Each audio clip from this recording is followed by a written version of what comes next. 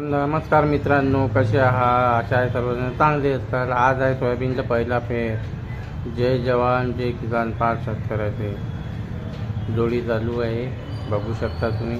आता 15 दिवसामध्ये आणखी मोठं होते. पूर्ण जंगल हिरवंमय.